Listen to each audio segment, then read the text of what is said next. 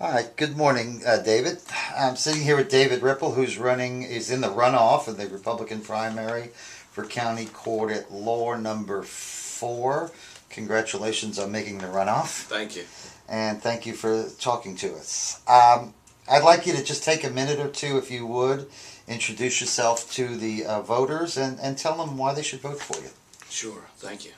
I'm David Rippel. I'm running for Judge of County Court at Law 4. I'm a conservative Republican, husband and father, Eagle Scout, U.S. Army veteran, active in our community and the party, and with 14 years of legal experience in both civil and criminal law. I believe I'm the best choice for Judge of County Court at Law 4. I've got all of the endorsements from conservative and Republican groups who are endorsing in my race, and I believe I am the conservative choice in County Court at Law 4. Thank you.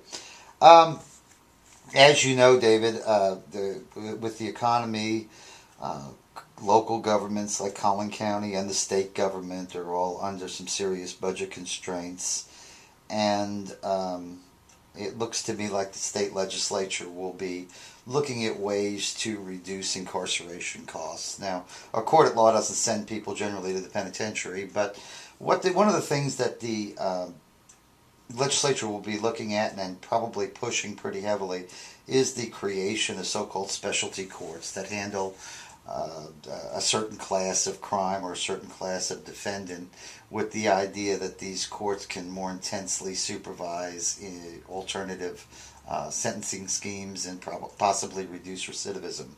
I don't know if you've given much thought to the creation of these courts in Collin County. As a member of the Board of Judges, you'll have a say in whether they're created or not. What are your thoughts on the subject? I don't believe in courts of specialized jurisdiction. I like courts of general jurisdiction, and that's because I believe the judges have more nuanced and balanced approaches to problems. Dallas uses specialized courts, and in those courts I don't see that justice is necessarily done better than what we do here in Collin County. What I do see is that you get more of a factory mentality of just moving cases quickly one after another. So I don't see an advantage to specialized courts. Okay. Thank you very much. A few months ago, the Observer sent out some questionnaires, and you filled it. You've returned yours. I appreciate it. And one of the questions on that questionnaire had to do with the election, and I asked you whether you believed that our system in Texas of partisan election of trial judges should be continued.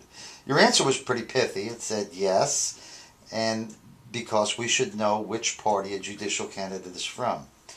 I think this is your first foray into, as a candidate, into partisan politics. You've had several months' experience now in that arena.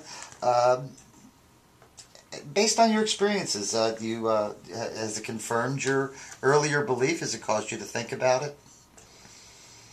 It hasn't caused me to second guess my belief. Okay. Now, it's true. Sometimes I have a knack for giving a short answer, but I think that in order for voters to be informed, one thing is you will understand where a judge or any elected official comes from by knowing which party. It gives a little bit of information just knowing which party the judge comes from. Of course, justice is not party-oriented, but voters certainly want to know if they're going to have a conservative judge or a liberal judge.